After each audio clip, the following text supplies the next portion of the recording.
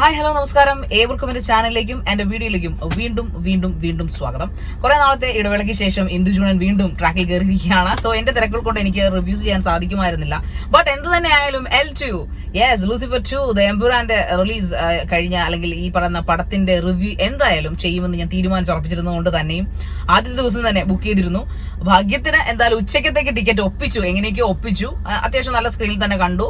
EVM ഗ്രാൻഡിലാണ് കണ്ടത്, ചേർത്തല. കൊള്ളാം, നല്ല തിയേറ്റർ ആണ് കേട്ടോ. ഇനി പടം നമുക്ക് എല്ലാവർക്കും പ്രത്യേകിച്ച് സംവിധായകന്റെയോ അല്ലെങ്കിൽ എഴുത്തുകാരുടെയോ നായകൻ ക്രൂസിന്റെയോ ഒന്നും പേര് പറയേണ്ട ആവശ്യമില്ല. Aashirvad cinemas, Gokulam Gopalan and the രചന by Murali Gopy, directed by Prithviraj Sukumaran and Mohanlal, Manju Warrier, Tovino Thomas, Suraj Venjaramoodu, അങ്ങനെ നൈല ഉഷ, പിന്നെ പേരറിയാത്ത ആരൊക്കെയോ ഉണ്ട് അതിനകത്ത്, പിന്നെ കുറച്ച് ഇന്ത്യൻ നടന്മാരും കാര്യങ്ങളും ഒക്കെ ആയിട്ട്. സോ പടം എന്റെ അഭിപ്രായത്തിൽ പടം ഇറ്റ്സ് ലൈക്ക് എൻ ആവറേജ്, ഒരു ജസ്റ്റ് അബവ് ആവറേജ് പടം. ലൂസിഫർ ആയിട്ട് കമ്പയർ ചെയ്യുകയാണെങ്കിൽ ഒന്നുമായിട്ട് നമ്മൾ കമ്പയർ ചെയ്യണമെങ്കിലും സെക്കൻഡ് പാർട്ട് ആയതുകൊണ്ട് തന്നെ നമ്മൾ ബാഹുബലി, എനിക്ക് ബാഹുബലി ഫസ്റ്റിനെക്കാളും ബാഹുബലി 2 എനിക്ക് ഒരുപാട് ഇഷ്ടപ്പെട്ടു. കാരണം അതുമായിട്ട് അത് നീതി പുലർത്തുന്നുണ്ടായിരുന്നു. ബട്ട് എംപുരാൻ 2 ഒരു വേറെ എൻറ്റൈറ്റി ആണ്. അതായത് എംപുരാൻ 2 അല്ല, എംപുരാൻ L2 വേറൊരു എൻറ്റിറ്റി ആണ്. ലൂസിഫർ ആണ് കമ്പയർ ടു നോക്കുവാണെങ്കിൽ ലൂസിഫർ നൽകിയ ഒരു രോമാഞ്ചം നൽകാൻ എംപുരാന് കഴിഞ്ഞോ എന്ന് എനിക്ക് സംശയമാണ്. സെക്കൻഡ് ഹാഫ് കൊള്ളാം, സെക്കൻഡ് ഹാഫിൽ കുറച്ച് പോർഷൻസിൽ രോമാഞ്ചമൊക്കെ നമുക്ക് വരും. ബട്ട് അത് കഴിഞ്ഞാൽ അങ്ങനെ ഒരു സംഭവം ഇല്ല. ഫൈനലൊക്കെ എന്ന് പറഞ്ഞാൽ ക്ലൈമാക്സ് എന്നൊക്കെ പറഞ്ഞാൽ എന്തൊക്കെയോ ചെയ്തു വെച്ചിരിക്കുന്നതായിട്ടാണ് എനിക്ക് ഫീൽ ചെയ്തത്. മൊത്തത്തിൽ കയ്യിൽ നിന്ന് പോയൊരു അവസ്ഥയായിട്ടാണ് എനിക്കത് ഫീൽ ചെയ്തത്. കാരണം സീരീസിൽ ഞാൻ പറയായിരുന്നു, ലാസ്റ്റത്തെ കുറച്ച് സീനിലൊക്കെ ഞാനിരുന്ന് ഉറങ്ങിപ്പോയി. എന്താ വെച്ചാൽ പടം അത്ര മോശമാണെന്നല്ല ഞാൻ പറഞ്ഞത്, ഈ കാണിച്ചത്ര ഹൈപ്പ് ആ പടത്തിന് ഇല്ല എന്ന് തന്നെ പറയേണ്ടി വരും. എന്തായാലും പൃഥ്വിരാജ് എന്താ പറയുന്നത്, അടിപൊളി ഒരു ഡയറക്ടറെക്കാൾ കൂടുതൽ അദ്ദേഹം നല്ലൊരു ബിസിനസ്മാനും കൂടാണ്. എന്തായാലും ഇത്രയും കഷ്ടപ്പെട്ടുണ്ടാക്കിയ പടം എന്തായാലും നഷ്ടത്തിൽ ഓടത്തില്ല. തീർച്ചയായിട്ടും നമ്മൾ വൺസ് അറ്റ് എ ടൈം നമ്മൾ ഒരു പ്രാവശ്യം നമുക്ക് കാണാം, ഒരു ഹൈപ്പ് പടമായിട്ട് കാണാം. പക്ഷെ ലൂസിഫർ എന്ന് പറഞ്ഞാൽ ഏത് ടൈപ്പ് ഓഫ് ഏത് ആൾക്കാർക്കും മനസ്സിലാവുന്ന ഒരു പടമായിരുന്നു ലൂസിഫർ. അതായത് ഇപ്പൊ ഒരു കൊച്ചു കുട്ടിക്കും അല്ലെങ്കിൽ പ്രായമുള്ള ആൾക്കാർക്കും അമ്മച്ചിമാർക്കും ഒക്കെ മനസ്സിലാവുന്ന ഒരു പടം. എന്നാൽ ഈ പറയുന്ന എംപുരാൻ വരുമ്പോഴത്തേക്ക് അത് എൻറ്റയർലി മാറി. ഇത് കുറച്ചധികം ആൾക്കാർക്ക് മാത്രം മനസ്സിലാവുന്നത്. കാരണം ആദ്യം കാണിക്കുന്ന ഒരു കലാപമുണ്ട്, അത് നമ്മുടെ റിയലിസ്റ്റിക് ആയിട്ട് നമ്മുടെ നാട്ടിൽ നടന്നൊരു കലാപമാണ് കാണിക്കുന്നത്. അതിനെക്കുറിച്ച് വായിക്കുകയും അറിയുകയും അതിന്റെ ആ ഒരു ഫിയേഴ്സ്ഫുൾനെസ് യഥാർത്ഥത്തിൽ അറിയുകയും ചെയ്ത ഒരാൾക്ക് മാത്രമേ അതിന്റെ ഒരു അവരതിനകത്ത് കാണിക്കുന്നതിന്റെ ഡീപ്നെസ്, ആ വേദന ഫീൽ ചെയ്യത്തുള്ളതാണ് എനിക്ക് തോന്നിയിരിക്കുന്നത്. അതിനകത്ത് കാണിച്ച കുറച്ച് അത് വളരെ നന്നായിട്ട് എടുത്തു വെച്ചിട്ടുണ്ട്. ആ കലാപം 2002 നടക്കുന്ന ഒരു കലാപമാണ്. ബിഗിനിങ്ങിൽ നമ്മളെ കാണിക്കുന്നുണ്ട് ഒരു സ്റ്റോറിയുടെ ഭാഗമായിട്ട്. സോ ആ കലാപം നടന്നിട്ടുള്ളതാണെന്നാണ് എന്റെ ഒരു അറിവ്. ഞാൻ അതിനെ കുറിച്ച് വായിച്ചിട്ടുണ്ട്, അതിന്റെ സ്റ്റോറികൾ വായിച്ചിട്ടുള്ളത്. അതുകൊണ്ട് എനിക്കത് പെട്ടെന്ന് മനസ്സിലാവും. അതുപോലെ മനസ്സിലാക്കുന്ന എല്ലാവർക്കും പറ്റണമെന്നില്ല. ആക്ച്വലി ഇവരെന്തായി കാണിച്ചു വെച്ചെന്ന് തോന്നും. പിന്നെ ഓരോന്നും എടുത്തു വെച്ചിരിക്കുക. അതായത് നമ്മളൊരു ചെക്ക് കളി, ഈ പറയുന്ന പോലെ ചെക്ക് കളിയല്ല, മൊത്തത്തിൽ എനിക്കിന്ന് വള്ളി വന്നിട്ടുണ്ട് വായില്.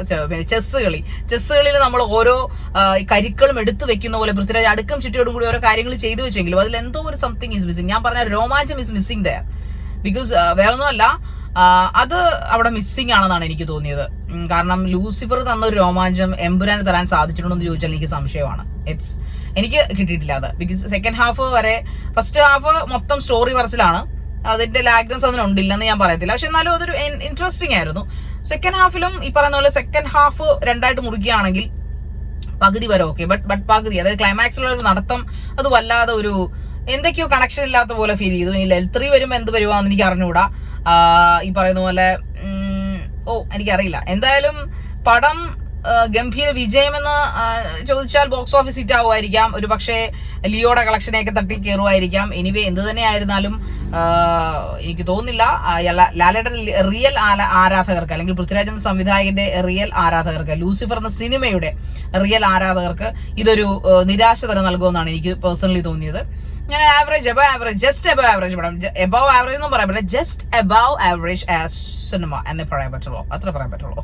ഭയങ്കര ഹൈപ്പൊന്നും ഞാനധികം എക്സ്പെക്ട് ചെയ്തത്. കാരണം ഇങ്ങനെ ഹൈപ്പ് വന്ന പല പടങ്ങളും അങ്ങനെ ആയി പോകരുന്ന് മാത്രമേ എന്റെ പ്രാർത്ഥന ഉണ്ടായിരുന്നില്ല. ലാലേട്ടനെ മിക്ക ഇതുപോലെ ഹൈപ്പ് വന്ന പടങ്ങളൊക്കെ കരഞ്ഞു മെഴുകിയ സംഭവങ്ങൾ ഉണ്ടായിട്ടുണ്ട്. പക്ഷെ ഇത് ഹൈപ്പിന്റെ അത്രയും എത്തിയില്ലെങ്കിലും നമുക്ക് അങ്ങനെ കരഞ്ഞു വീഴേണ്ട അവസ്ഥ ഉണ്ടായിട്ടില്ല. സംഭവം ഒരു ഒറ്റ ടൈമിൽ കാണാവുന്ന ഒരു മാസ് പടം, മലയാളത്തിലെ ഒരു മാസ് പടമാണ്, അതിൽ സംശയമൊന്നുമില്ല. That's A nice movie. So അങ്ങനെ തന്നെ.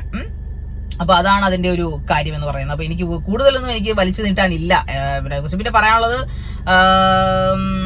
അഭിനയം എന്ന് ചോദിച്ചാൽ ഒന്നും പറയാനില്ല എനിക്ക് സത്യത്തിൽ. ഇത് കണ്ടിട്ട് എന്ത് പറയണമെന്ന് അറിഞ്ഞൂടാ. പിന്നെ ഫസ്റ്റ് ഈ പറയുന്ന വില്ലനെ കാണിക്കുന്ന ഒരു ബാക്ക്ഗ്രൗണ്ട് സ്കോർ ഉണ്ട് കേട്ടോ, അത് കൊള്ളാം. നല്ലൊരു ബാക്ക്ഗ്രൗണ്ട് സ്കോറാണ്. പിന്നെ ലാസ്റ്റ് ഉഷാ ഉതുപ്പ് പാടുന്ന ഒരു സ്കോറുണ്ട്, അത് കൊള്ളാം.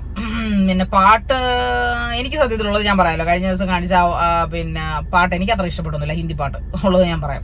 അപ്പൊ തന്നെ എനിക്ക് തോന്നി പാട്ടൊരു സുഖകരമില്ലല്ലോ എന്ന് പിന്നെ മനസ്സിൽ നെഗറ്റീവ് അടിച്ചാ. പിന്നെ ഈ പറയുന്ന പോലെ നല്ല സൗണ്ടാണ്, നല്ല തിയേറ്ററിൽ പോയി കാണുക, അല്ലെങ്കിൽ ഭയങ്കരമായിട്ട് ബോറടിക്കും നമുക്ക് നല്ല തിയേറ്ററിൽ കണ്ടില്ലെങ്കിൽ. നല്ല ഒരു 4K അറ്റ്മോസ് തിയേറ്ററിൽ പോയി തന്നെ കാണാൻ ശ്രമിക്കുക. പടം ഒരു പ്രാവശ്യമെങ്കിലും നമ്മുടെ, പിന്നെ technically it was nice, it was good.